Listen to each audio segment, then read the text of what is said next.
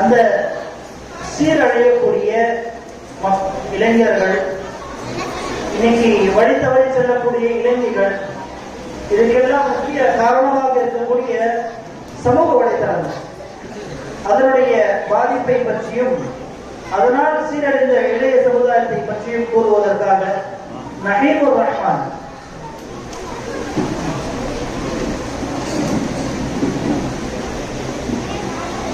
السلام عليكم ورحمة الله وبركاته.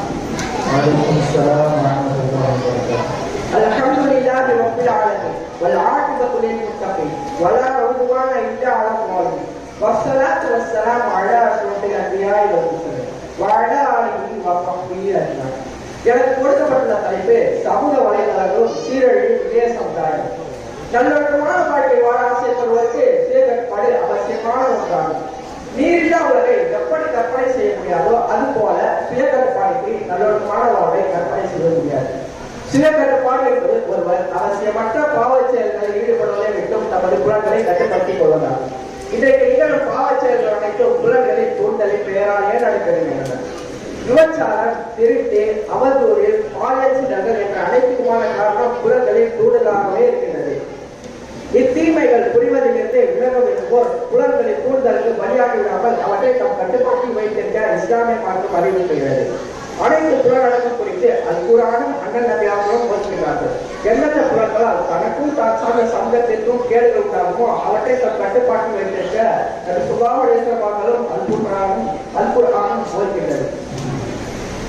புலன்களுக்கும் பற்றி பேசினால் அது தவிர்க்க முடியாத இரு உறுப்புகள் உள்ளன. ஒன்று நாவு, மற்றொன்று மறைவிருக்கு. இவ்விரண்டு விஷயங்களையும் கட்டுப்படுத்த வேண்டும். ஆனால் அது அத்தனை எளிதல்ல. யார் இவ்விரண்டு விஷயங்களையும் கட்டுப்படுத்திக் கொள்கிறாரோ அவர்கள் சொர்க்கம் செல்ல நபி ஸல்லல்லாஹு அலைஹி வஸல்லம் அவர்கள் பொறுப்பேற்கிறார்கள். நபி ஸல்லல்லாஹு அலைஹி வஸல்லம் அவர்கள் கூறியதாக அவர்கள் அறிவிக்கிறார்கள். யார் இது தாடைகளுக்கு இடையே உள்ளதையும் கால்களுக்கு இடையே உள்ளதையும் என்னிடம் உத்தரவாதம் அளிக்கிறாரோ அவர்கள் சொர்க்கம் செல்ல நபி ஸல்லல்லாஹு அலைஹி வஸல்லம் அவர்கள் பொறுப்பேற்கிறார்கள்.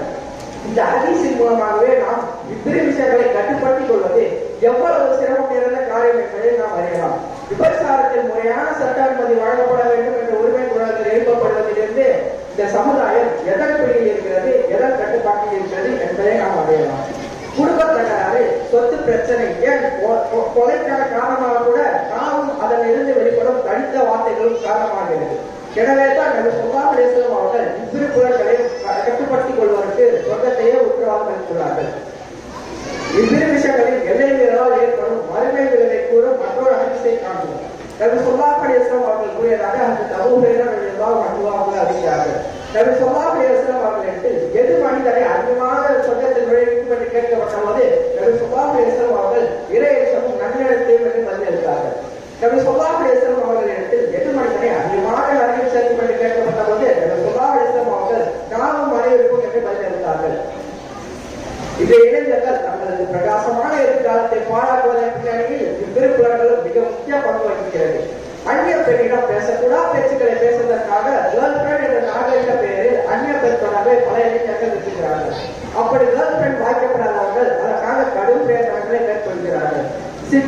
சிறிது நேர சிற்றின்பத்திற்காக உடலின்ப முகத்தில் மூழ்கி தமது எதிர்காலத்தை வீணாக்குகிறார்கள்.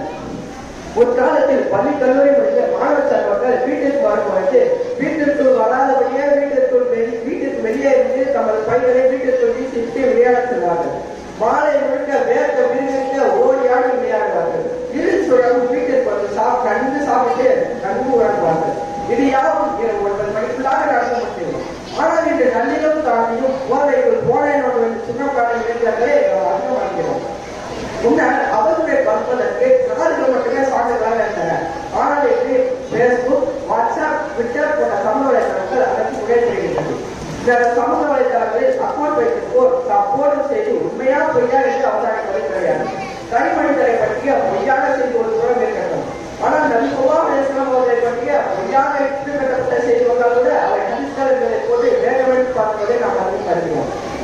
இன்னும் சிலர் தம்மை பாராட்ட வேண்டும், முகத்தில் போராடி நம்மை மத்திய வேண்டும் என்பதற்காக சமூக வலைத்தளங்களில் உலகக்கூடியவர்களை நாம் அறிமுகப்படுகிறோம். இதனால் என்ன பயன்?